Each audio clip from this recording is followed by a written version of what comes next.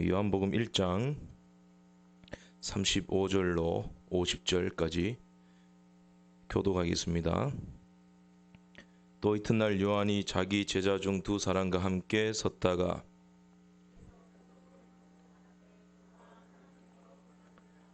두 제자가 그의 말을 듣고 예수를 따르거늘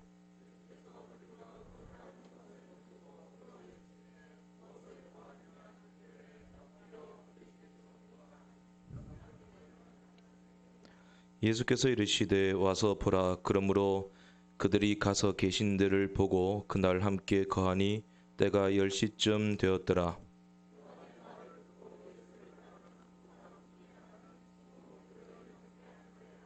그가 먼저 자기의 형제 시몬을 찾아 말하되 우리가 메시아를 만났다 하고, 메시아는 번역하면 그리스도라.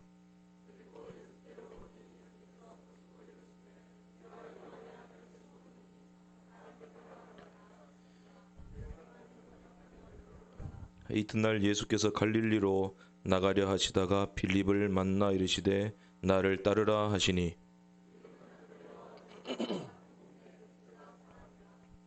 빌립이 나다나엘을 찾아 이르되 모세가 율법에 기록하였고 여러 선지자가 기록한 그 일을 우리가 만났으니 요셉의 아들 나사렛 예수니라.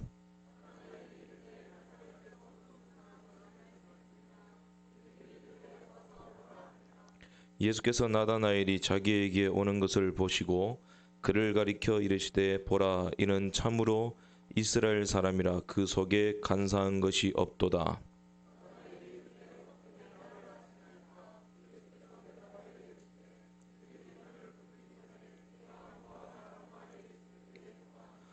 나다나엘이 대답하되 랍비여, 당신은 하나님의 아들이시요 당신은 이스라엘의 임금이로소이다.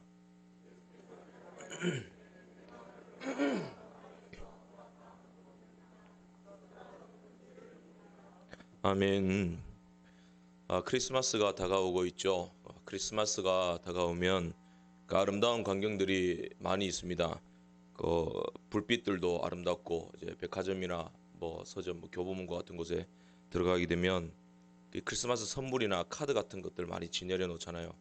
그 학생들 같은 경우는 특히 여학생들이 막 교복 입고 거기 이제 크리스마스 카드를 누구한테 쓸 건지 모르겠는데 한 움큼 쥐고 막 돌아다녀요. 종류별로 모으고. 그게 따뜻하잖아요, 그죠? 보기에 따뜻하고 아름답고, 그게 이제 보기에도 따뜻해지는 그 계절이 겨울이고 크리스마스고 그런 것이죠. 찬바람이 많이 부는데 나가면 아름다운 풍경들이 많이 있습니다. 좋은 것들, 아름다운 것들 많이 볼 수 있기를 바랍니다. 삼중고를 겪었던 헬렌 켈러가 만일 내가 단 3일이라도 눈을 뜰 수만 있다면 이라는 제목의 글을 쓴 적이 있습니다. 보는 것이 참 복된 거예요. 볼 수 있다는 것이. 첫째 날은 매우 분주할 것이다. 사랑하는 사람들을 다 모아놓고 그동안 목소리로만 들었던 그 사람들의 얼굴을 보고 그 아름다운 모습들을 기억하고 그렇게 그리워할 것이다. 둘째 날 새벽에 일어나서 밤이 낮으로 변해가는 신비로운 경험을 만끽하고 싶습니다. 셋째 날, 마지막 날 다시 아침 일찍 일어나서 해 뜨는 광경을 바라보고 싶습니다. 그리고 거리에 나가서 많은 사람들을 응시할 것입니다. 여러분 어떻습니까? 특별한 것이 있나요? 없죠. 일상에서의 소중함이에요. 그는 눈을 떠서 볼 수 없었기 때문에 그는 이런 것들이 굉장히 특별했던 것이죠. 3일이라도 눈을 뜰 수만 있다면 일상에서 볼 수 있는 그 아름다운 것들을 보고 싶다라는 거예요. 그러면서 그녀가 이런 말을 남깁니다. 내일이면 장님이 될 것처럼 당신의 눈을 사용하여 많은 것들을 보십시오. 또 내일이면 귀머거리가 될 것처럼 오케스트라의 선율을 귀담아 들으면서 아름다운 음악을 즐기십시오. 참 귀한 말이에요. 그죠? 우리에게 멀쩡한 눈이 있는 것, 멀쩡한 귀가 있는 것, 볼 수 있다는 것 얼마나 감사해요. 크리스마스 트리가 예쁘잖아요. 볼 수 있다는 것이 얼마나 감사해요. 아름다운 것들. 본문에는 세 가지 시선이 나와요. 세 가지 보는 눈 나옵니다. 첫 번째로는 세례 요한의 시선입니다. 세례 요한의 시선은 29절, 36절에 요약되어 있습니다. 보라, 세상 죄를 지고 가는 하나님의 어린 양이로다. 세상 죄를 지고 간다 이 말은 세상 죄를 제거한다라는 말이에요. 도말시켜버려 찢어버린다 그런 말이에요. 예수님은 그런 분이라는 거예요. 예수님은 우리의 죄를 구속해 주실 분, 나의 죄를 위해 십자가 지실 분 정확히 봤다는 거예요. 그리고 심지어 그는 34절에 예수님을 하나님의 아들이라 그렇게 보고 있습니다. 세례 요한은 예수님을 정확하게 봤습니다. 메시아관에 대해서 정확한 지식을 가지고 있었다는 것이죠. 두 번째 시선이 나옵니다. 두 번째 시선은 오늘 예수님이 첫 제자들을 부르시는데 5명을 불러요. 5명을. 5 제자들의 시선이에요. 5 제자들은 무엇을 보았는가? 예수님이 제자들을 불렀을 때 이 5 제자들은 오늘 요한이 나오고 안드레가 나오고 베드로가 나오고 빌립이 나오고 뭐 거기에 나다나엘도 포함되고, 그러니까 이제 맨 먼저 그룹이 이제 사도 요한과 안드레 이 그룹이거든요. 이 두 사람이거든요. 이 두 사람은 원래 세례 요한의 제자였습니다.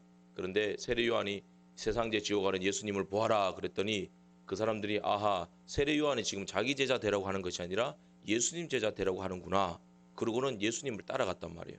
오늘 본문 성경에는 두 제자라고 나와 있어요. 제자 중 2사람이 이렇게 되어 있지만은 그 중에 한 사람은 요한이고 그 중에 한 사람은 안드레입니다. 그러니까 이 요한과 안드레가 예수님을 찾아가서 예수님 어디 계십니까? 했더니 예수님이 와서 보라 그러잖아요. 예수님과 같이 다니면서 예수님을 보고 예수님의 제자가 돼요. 그리고 안드레가 이제 그 이튿날, 오늘 성경 말씀을 보게 되면 보고라는 말과 이튿날이 계속 나와요. 그 이튿날이 되어서 안드레가 자기 형제 베드로를 데리고 오고 베드로가 예수님을 보고 예수님의 제자가 되고, 그 다음 날 이튿날 예수님이 가시다가 빌립을 보고 와서 보라 그랬더니 또 빌립이 예수님 보고 예수님의 제자 되고, 또 빌립이 나다나엘 데리고 오고 나다나엘이 예수님을 보고 예수님을 따르게 됩니다. 이 5 제자의 이 시선이 나옵니다. 그리고 세 번째 시선은 예수님께서 5 제자들을 보시는 눈이에요. 예수님께서 5 제자들을 향한 시선. 예수님은 사도 요한 보셨고 그리고 안드레도 보셨고 빌립도 보셨고 베드로도 보셨고 나다나엘도 보셨습니다. 근데 특별히 오늘 본문에는 2 사람에게 주목한 것을 아주 조명을 해서 보여주고 있어요. 베드로를 보신 거 그리고 나다나엘을 보신 거 특별하게 소개되어 있는데, 42절에 예수님 베드로 보시고 뭐라 말씀하시냐면 내가 요한의 아들 시몬이니 장차 게바라 하리라 그렇게 말씀하죠. 게바는 아람말로 반석이라는 뜻이고 그리고 베드로는 헬라어로 반석이라는 뜻이에요. 게바 베드로라 하리라. 아마도 이 베드로가 초창기에는 되게 우유부단하고 성질만 급하고 이 심장이 약했던 사람인 것 같아요. 그런데 그 베드로를 보시고 예수님이 장차 게바라 하리라, 반석이라 하리라, 흔들리지 않는 믿음의 큰 사람이 되리라 그렇게 말씀하셨다는 겁니다. 이게 예수님 보셨던 거예요. 근데 장차 진짜 베드로가 그렇게 되었나? 여러분 아시다시피 베드로가 그렇게 되었잖아요. 그 베드로가 후에는 반석과 같은 믿음으로 그 예루살렘 교회에 이제 존경받는 인물 3사람이 있었습니다. 그 사람이 누구냐면 베드로, 요한 그리고 야고보입니다. 예수님 동생 야고보. 3번째 야고보는 예수님 동생 야고보. 그 셋 중에 베드로가 한 사람으로 등극했다는 겁니다. 예루살렘 교회에 가장 존경받는 인물. 뿐만 아니라 그 베드로가 이제 십자가에 거꾸로 매달려서 순교했다고 우리가 알고 있잖아요. 로마에서 순교했다고 전해지는데 아마 주 66년이나 67년쯤 로마에서 십자가에 죽었다고 되어 있으니까, 그러니까 이제 초대교회가 출범하고 한 30년 이상을 목회 잘하다가 복음 잘 전하다가 그러다가 끝내 주님 앞에서 순교의 제물로 영광을 돌리게 되었다. 이 베드로의 초창기의 모습과는 정말 다른 모습이에요. 막 성질 부리고 또 예수님 모른다고 부인하고 배반하고 저주하고 그랬던 사람이에요. 근데 든든하게 서갔다는 겁니다. 예수님은 이것을 보셨다는 겁니다. 그리고 요한 같은 사람, 사도 요한도 뭐 전승에 의하면 이제 로마 황제들이 이제 사도 요한 죽이려고 막 애를 많이 썼거든요. 특히 도미티안 황제 같은 경우는 박해를 심하게 했는데 그 사람을 톱으로 켜도 안 되고 그 사람을 끓는 기름물에 던져도 안 되고 계속 살아나오는 거예요. 이 사람이, 사도 요한이. 그래서 안 되겠다, 이제 반모섬으로 유배를 보냈는 거예요. 유배를 보내면서도 사도 요한이 일부러 의도적으로 유배를 간 거예요. 가서 반모섬에서 계시의 말씀, 계시록을 쓰게 되잖아요. 영감을 받아와서 쓰게 되잖아요. 그러니까 오랫동안 쓰임 받았어요. 근데 이 요한도 어떤 사람이에요? 복음서를 보시면 아시겠지만 별명이 있어요. 요한이 우레의 아들이라는 별명 가지고 있어요. 세베대의 아들 야고보와 요한, 우레의 아들. 그러니까 성질이 번개와 같이 급했다는 거예요. 과격하고. 근데 요한이 사도의 사랑의 사도잖아요. 근데 그 사람이 성질이 급했어요. 그래서 뭐 예수님 우리를 반대하고 따르지 않는 저 사람들 하늘에서 불이 내려서 다 죽여버릴까요? 그 예수님이 내 또라 나를 반대하지 않는 자들은 나를 위하는 자니라. 그러면서 그의 불조절을 시켜줬던 분이잖아요. 그런 분이에요. 그런데 이 사도 요한도 끝까지 이 계시의 말씀까지 쓰고 오랫동안 쓰임 받았다는 겁니다. 그 예수님이 이걸 보셨다는 거예요. 지금은 부족하지만 처음에는 제자들이 많이 부족했지만 근데 예수님이 하나하나 불러서 그들을 가르치시고 후일에는 하나님께서 그들을 변화시켜서 훌륭한 사도로 쓰임 받게 될 것이다. 그것을 예수님이 보셨다는 겁니다. 그런데 제자들이 그 당시에 예수님께 부름받을 당시에는 자기들이 그런 귀한 그릇으로 쓰임 받을 줄 몰랐단 말이에요. 몰랐는 거예요. 예수님만 보셨는 거예요. 근데 예수님은 장차 진행해 가시면서 세월이 흐르면서 자 3년 동안 가르치시고 부활 승천하신 후에 그것도 모자라서 40일 동안 그들을 만나시면서 가르치시면서 준비하도록 만드셨어요. 그러면서 그들의 눈이 차차 뜨이게 되는 거예요. 그리고 오순절 성령 강림 사건 이후로부터 눈이 확 열리기 시작합니다. 그때서야 보이게 된 거예요. 예수님이 처음 보셨던 것들을 그들이 점점 보기 시작하더니 그때 확 열리게 된 거예요. 그러면 예수님께서 어떻게 그들의 눈을 열어 보이도록 하셨는가? 첫째로 연약한 연결고리를 사용하셨다라는 겁니다. 맨 처음에 이제 예수님의 제자의 그룹이 형성될 때 큰 공신 역할을 했는 사람이 세례 요한이에요. 세례 요한이 자기 제자 2명인데 그 제자들을 예수님께로 보내버리잖아요. 그 세상 죄를 지고 가는 하나님 어린 양 예수님께로 가서 그를 따라가라 보내버리잖아요. 그 처음에 보냄을 받은 자가 요한과 안드레잖아요. 그 요한과 안드레가 예수님의 제자가 되어요. 그리고 하나님은 안드레를 사용해서 베드로를 데리고 옵니다. 그리고 빌립을 사용해서 나다나엘을 예수님의 제자로 만들어 버립니다. 그러니까 이게 이 사람들 오늘 5명 있잖아요. 한 사람 한 사람을 계속 보게 되면 문제투성인 사람들이에요. 성질 급하고 뭐 혈기 많고 뭐 우유부단하고 뭐 그런 사람들이에요. 그 빌립 같은 경우도 보세요. 빌립이 예수님이 5천 명 좀 먹여야 되겠다 그랬더니 빌립이 돈은 어디 있어요? 예수님 돈 주세요 그런 사람. 계산적인 사람이잖아요. 이런 사람과 어떻게 일을 하겠어요? 그런데 그런 사람도 주님이 훌륭하게 쓰시고 오늘 나다나엘을 보세요. 나다나엘이 뭐 예수님이 좋은 것 보시잖아요. 그 속에 간사한 것이 없고 참 이스라엘 사람이고 좋게 평가하셨잖아요. 그런데 빌립이 나다나엘 부르러 갔을 때 예수님이 계신다. 메시아가 오셨다. 가자 그랬더니 뭐 나사렛에서 설한 것이 날 수 있겠느냐. 이 굉장히 피곤한 사람이거든요. 따지기를 좋아하고 성경 지식은 많고 그러니까 따라가기 힘들어 사람이에요. 같이 일하기 힘든 사람이에요. 이 까다로운 사람들, 연약한 사람들, 무식한 사람들 다 불러 모아서 하나님의 나라를 세워가신 겁니다. 심지어는 주님은 50절 이렇게 말씀하고 계시죠. 이보다 더 큰 일들도 보리라. 내가 너희들을 불렀는 거, 내가 이 땅에 왔는 거 이것이 놀랍냐? 기적이냐? 내가 십자가도 보여준다. 부활도 보여준다. 성령 충만한 사건도 보여준다. 그리고 너희들이 땅 끝까지 갈 것도 내가 보여준다. 놀라운 일들이 계속해서 일어나게 되리라 이 말씀이에요. 그래서 에베소서 2장 21절에 교회론의 핵심적인 말씀이 나오죠. 그의 안에서 예수 그리스도 안에서 이 말이에요. 그의 안에서 건물마다 서로 연결되어 주 안에서 성전이 되어 가느니라. 그의 안에서 건물마다 이 우리 지체들을 말하거든요. 우리를 말하거든요. 다 연약하잖아요. 근데 예수 안에서 서로 연결이 된대요. 연결이 되어서 주 예수님 안에서 함께 지어져 간다는 거예요. 어떤 사람이 기차를 타고 가는데 보니까 1살 정도밖에 되지 않은 아기가 그 아버지 그 품에 안겨가지고 계속 울더래요. 계속 울더래요. 좀 짜증이 나는데 뭐 금방 그치겠지 생각하고 지켜봤는데 1시간이 지나도 그 울음을 그치지 않더라는 거예요. 짜증이 나잖아요. 역정을 좀 냈어요. 아니 애를 젖을 좀 먹일 것이지 애 엄마는 뭐 하는데 그 손님들 시끄럽게 계속 이렇게 갈 거냐고 막 뭐라 그랬어요. 그랬더니 이 아버지가 대답합니다. 미안합니다. 너무 죄송합니다. 이 여행 중에 애 엄마가 죽었습니다. 그래서 지금 시체를 이 기차에 싣고 가는 길입니다. 이해해 주십시오. 정말 죄송합니다. 이 말을 했을 때 역정낸 사람이 얼마나 부끄러웠을까요? 기차 안에는 온통 울음바다가 되었습니다. 여러분, 서로를 보십시오. 알고 보면 다 사정이 있는 거예요. 그 사람 사정이 다 있어요. 그 사람은 처자식 없어요? 그 사람은 부모 없어요? 우리가 매몰차게 그렇게 지적해버리고 판단해버리고 재단해버리게 되면 어디에 서란 말이에요? 주님은 우리의 형편사정 아시는 거예요.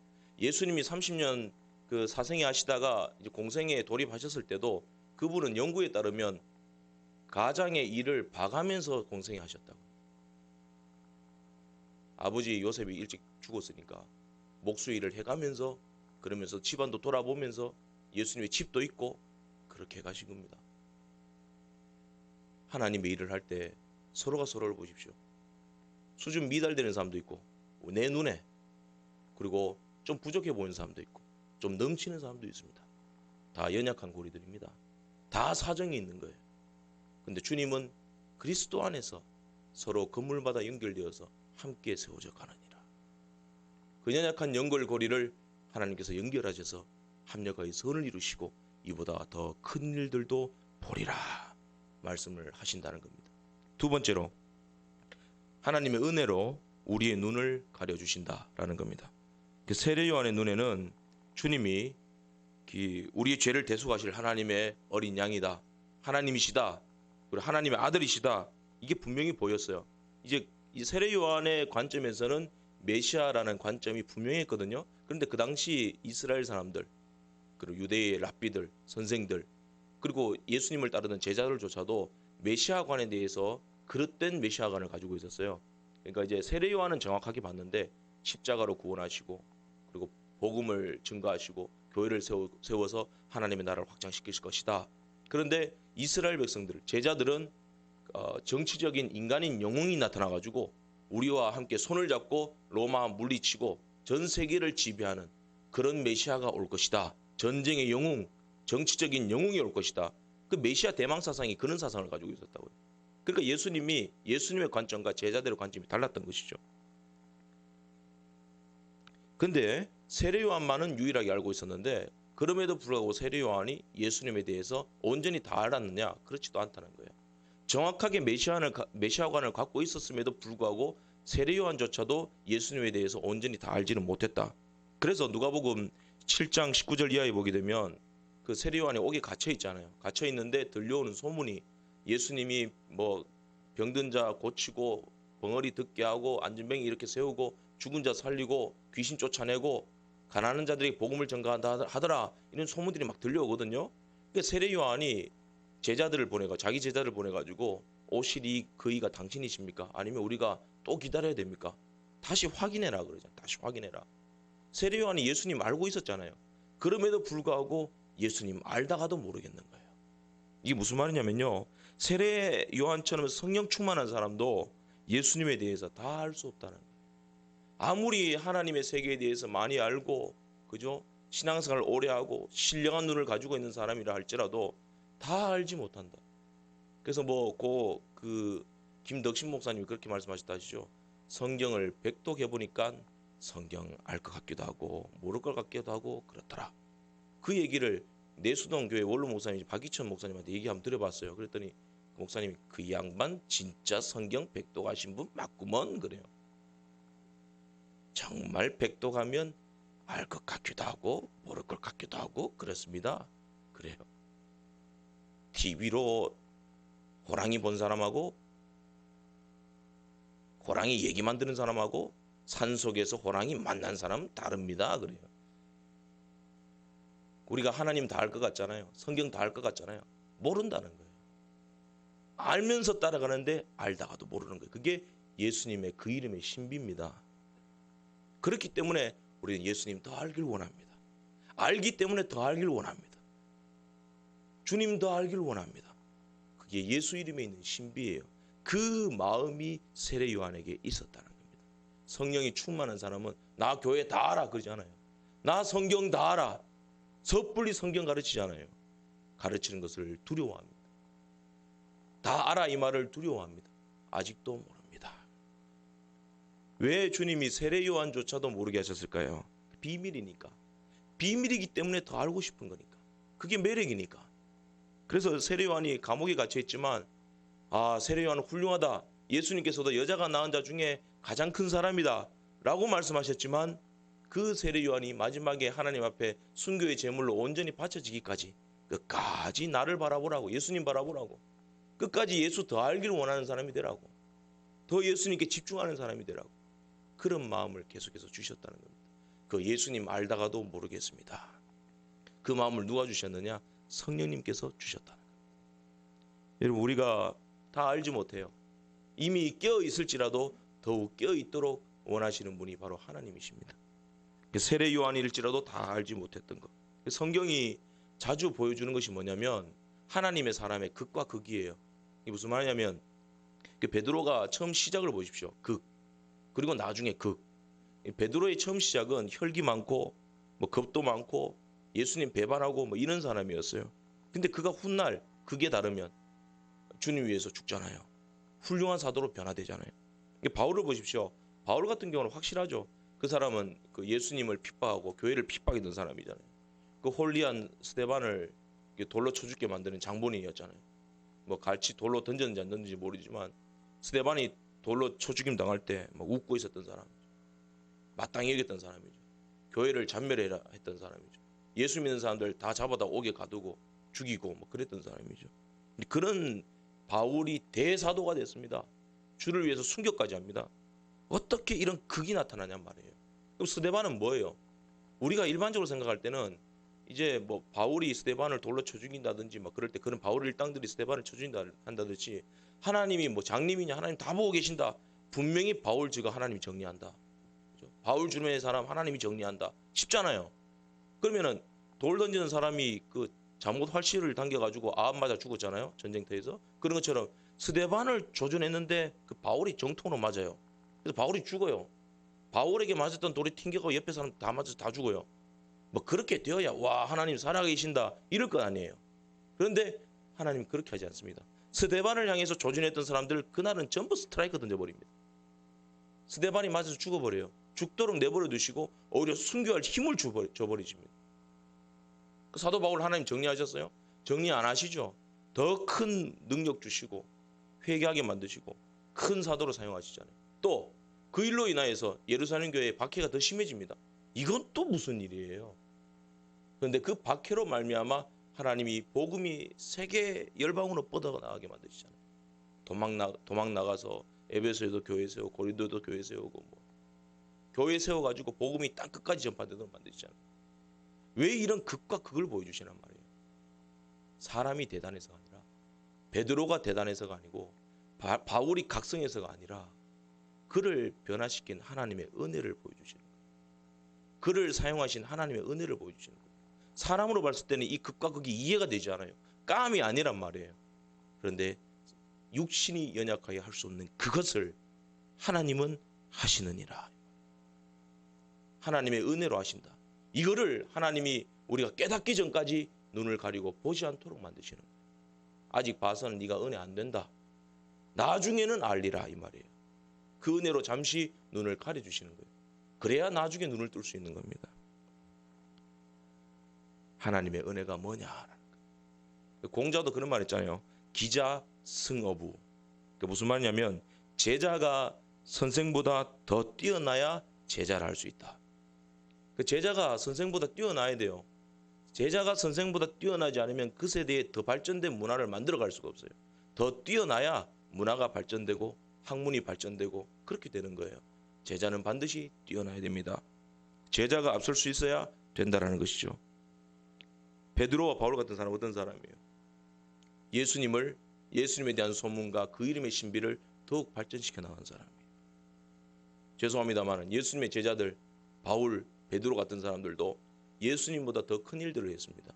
예수님이 생전에 말씀하셨는 거예요. 너희들이 나보다 더 큰 일들도 하리라. 예수님은 갈릴리에서 복음을 전했습니다. 그러나 제자들은 땅끝까지 갔습니다. 이게 놀라운 거예요.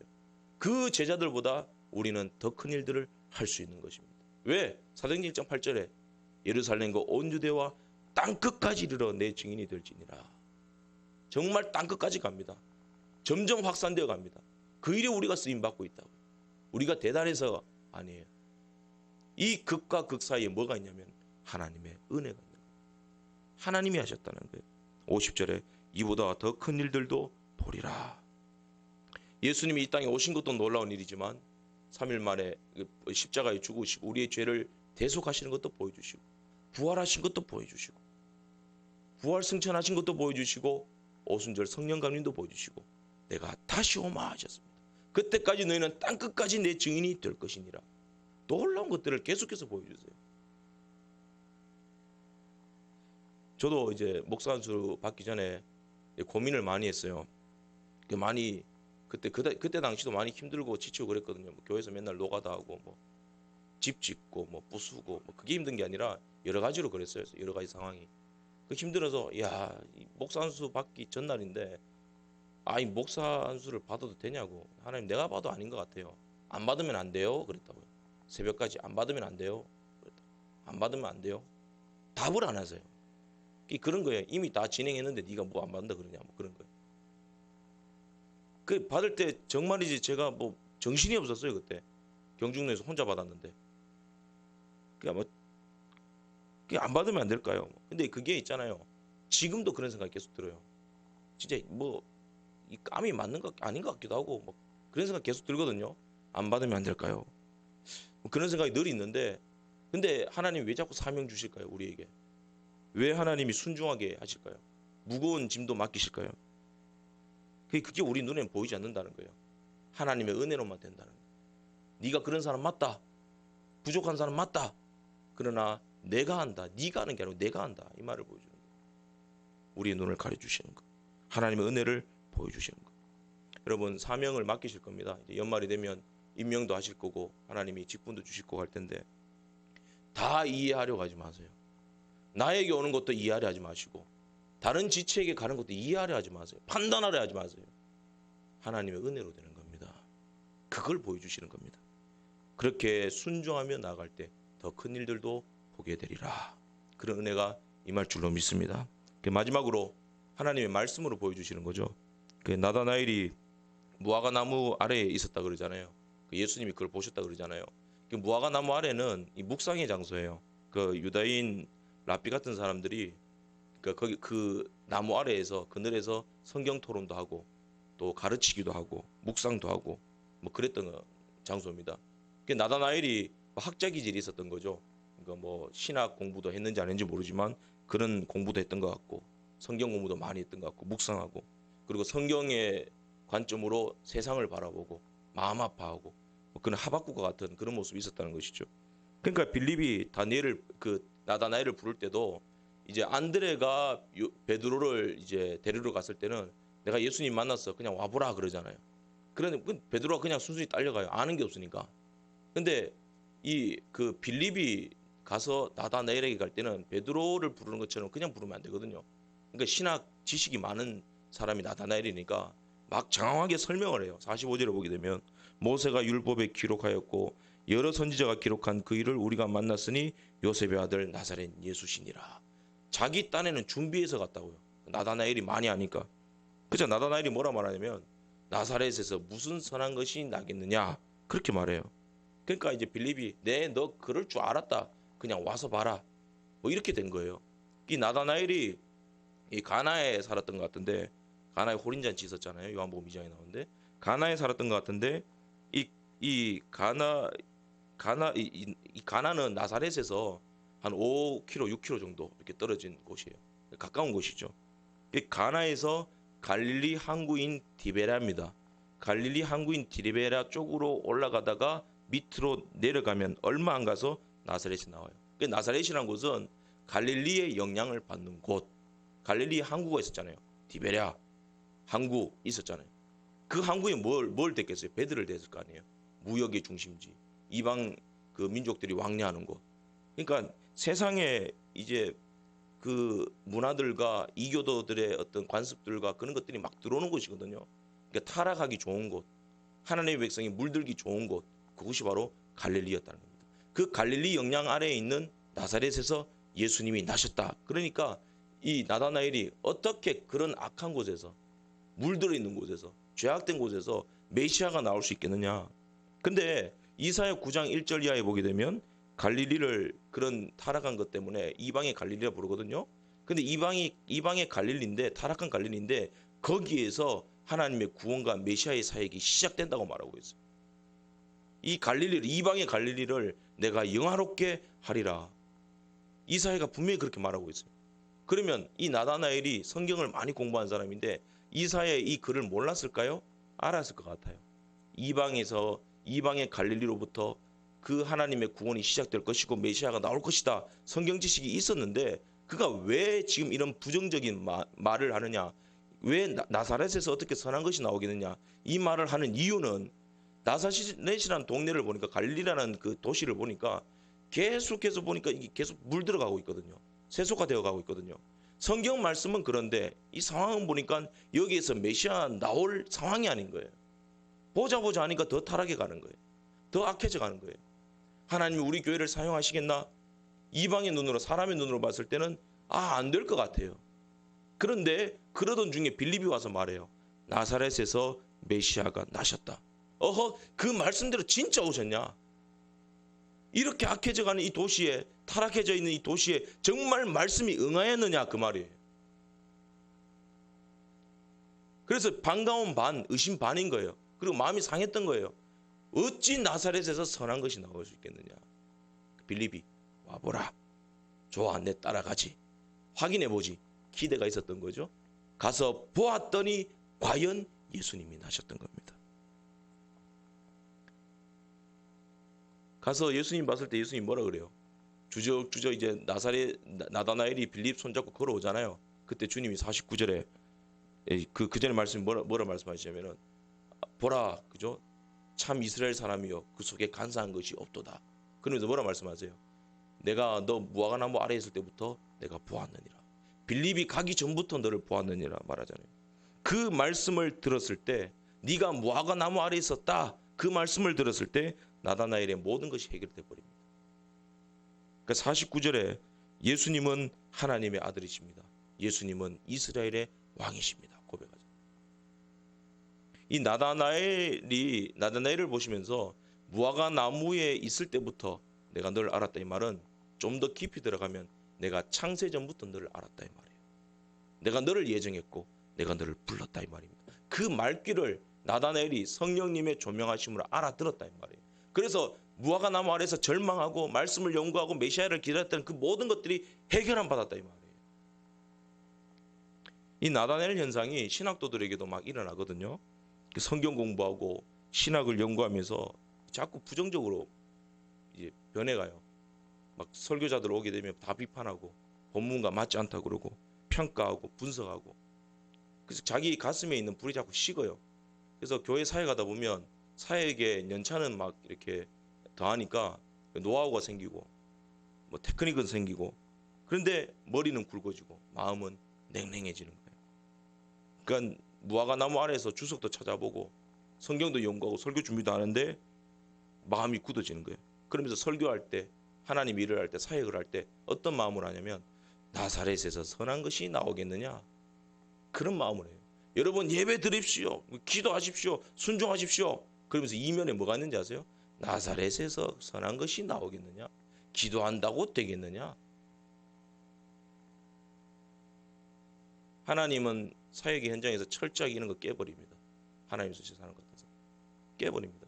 여러분 중직이나 직분 받을 때 그런 마음 없으세요? 처음에는 뜨끈뜨끈했습니다. 그런데 우리 다 같이 기도합시다. 기도한다고 되겠나? 내가 지금까지 신앙생활을 해보니까, 직분 받아보고 전 부서들 다 내가 맡아서 해보니까, 임원도 해보니까 안 되더라. 하나님이 된다 그러면 어떡할 거예요? 늘 무화과 나무 아래만 있는 거예요. 뭐가 필요한지 아세요? 와서 보라. 주님의 말씀 들어야 되는 거예요. 내가 무화과 나무 아래 있을 때부터 너를 알았느니라. 창세전부터 너를 예정하였느니라. 일을 행하시는 여호와, 그 일을 성취하시는 여호와는 나니라, 이 말이에요. 그러므로 너는 내게 부르짖으라, 이 말이에요. 그래야 크고 은밀한 일들을 보게 되리라. 이 말이에요. 세 가지 눈의 경지가 있는데 처음에는 understand가 있어요. 이거는 이해입니다. 이해, 식별. 그다음에 intuition, 그 직관이에요. 구별하는 거. 식별, 그다음에 intuition, 구별, 직관이에요. 그 세 번째 inspiration, 영감이에요. 성별, 그죠? 식별, 구별, 성별, 이해, 직관, 영감. 이 세 가지 시선이 있는데 학문을 많이 한 사람은 understand, 이해가 깊어요. 식별이 깊어요. 그리고 그 나아가서 intuition이 있어요. 직관이 있어요. 그냥 보면 아는 거예요. 그러니까 통찰력, 구별이 있는 거죠.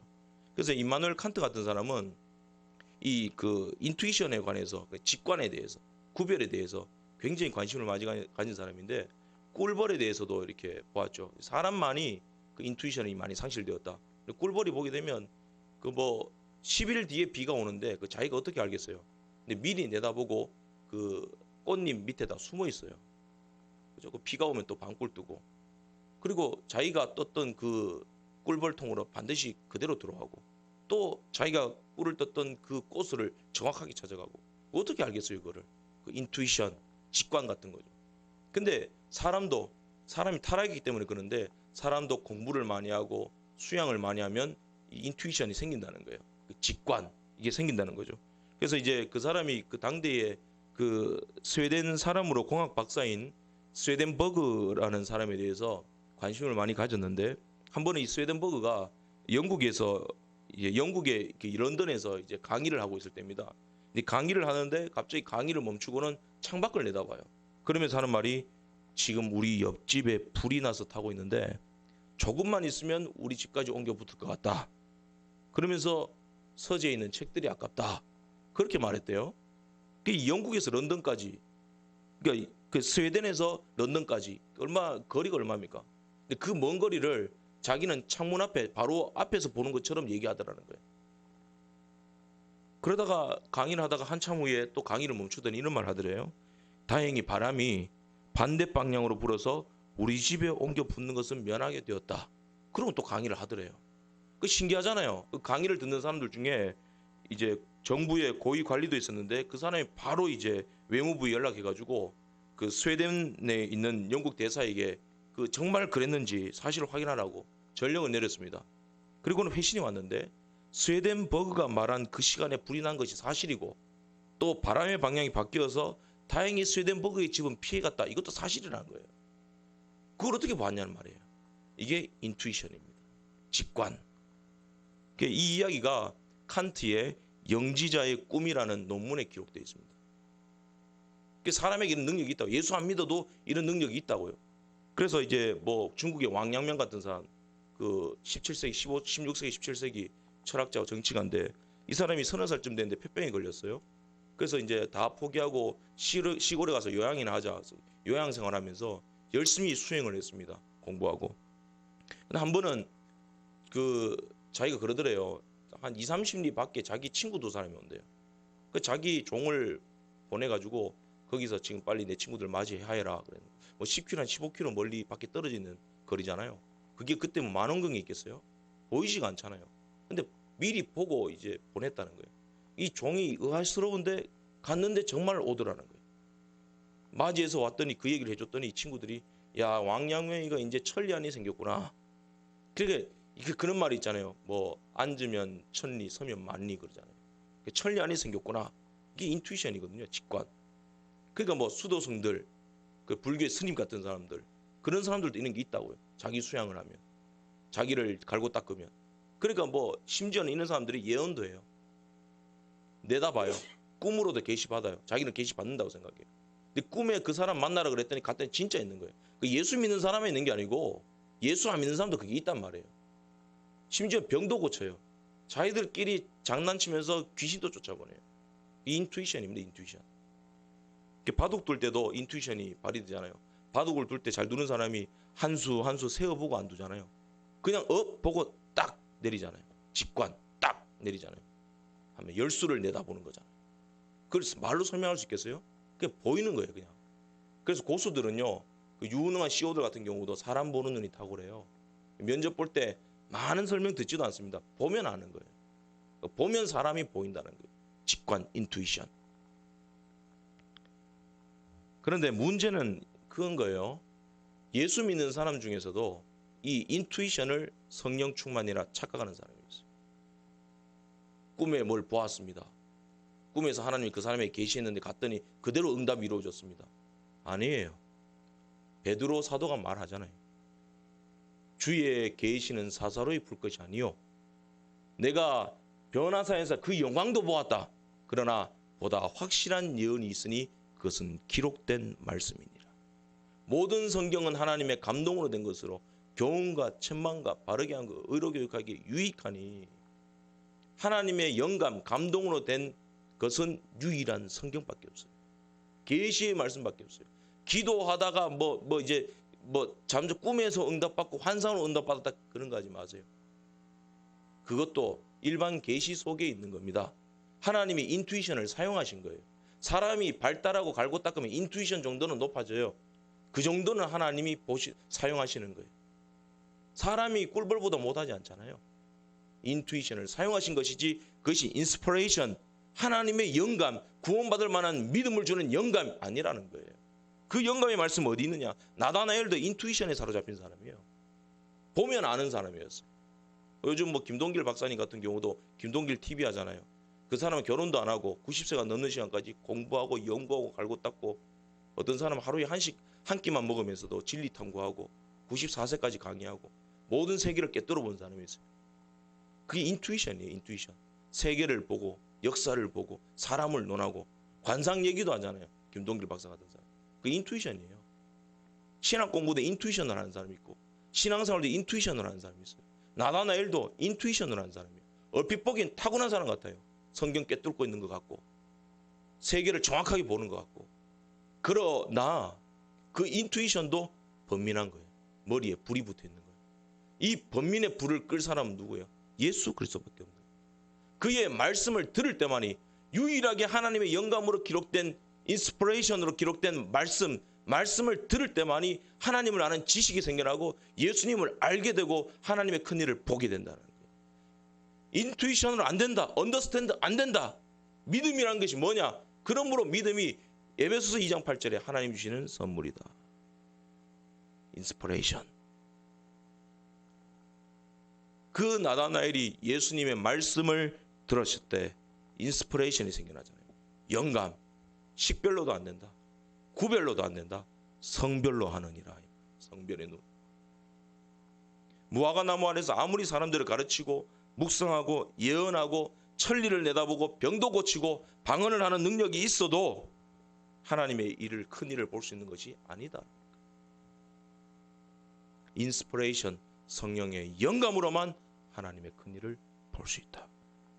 야곱도, 그러니까 이제 51절이, 오늘 본문의 51절이 야곱에 대한 말씀을 하시는 거예요. 야곱에게 일어났던 일들을 지금 나다나엘에게 적용하시는데, 야곱도 언약의 말씀 받았다. 받았으면은 하나님의 방법대로 순종하며 나가야 된다. 근데 자기 그 인투이션으로, 자기 직관으로, 자기 힘으로 장다달라고 애를 썼다. 결국 어떻게 됐느냐? 도망자 되었잖아. 고생했잖아. 그러다가 하나님이 인스피레이션 보여주시잖아. 사닥다리 보여주시잖아. 그리고 하나님의 영광을 보여주시잖아. 그 창세기에 보세요. 하나님께서 자기에게 말씀하시는 것을 보았다라고 되어 있습니다. 말씀하시는 것을 보았다.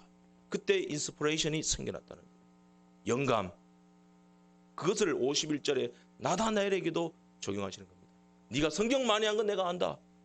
인투이션이 뛰어난 것도 내가 안다. 네가 보통 사람이 아니라는 것도 내가 안다. 그럼에도 불구하고 네 머리에 번민의 불이 꺼지지 않은 것도 내가 안다. 그럼 네가 어떻게 해야 되겠느냐?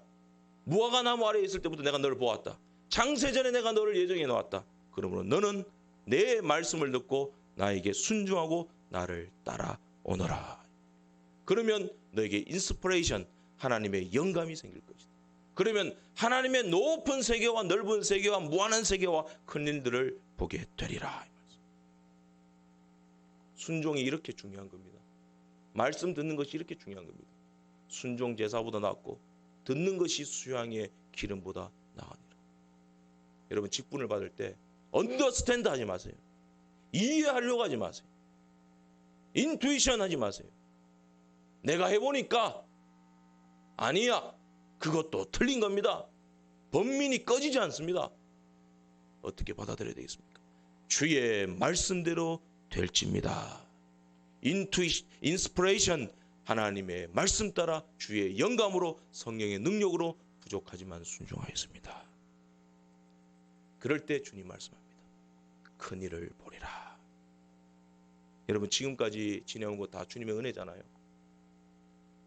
정말 놀라운 일입니다. 여러분, 2020년 어떻게 사셨어요? 산 게 기적 아니에요? 근데 주님 말씀하십니다. 이보다 더 큰 일도 보리라. 이 영감의 말씀이 우리의 눈을 뜨게 할 것입니다. 기도하겠습니다. 생명이신 하나님 아버지, 주의 성령의 조명을 받아서 우리의 눈을 떠서 하나님의 큰 일을 보게 하여 주시옵소서. 교만했던 것, 어설프게 하나님 앞에서 고집부렸던 것 용서하여 주시옵시고, 이제는 우리 주님을 따라 순종하는 백성 되어서 착하고 충성된 종으로서 하나님을 기쁘시게 할 수 있는 주의 귀한 자녀들 다 되게 하여 주옵소서. 예수님 이름으로 기도드립니다. 아멘.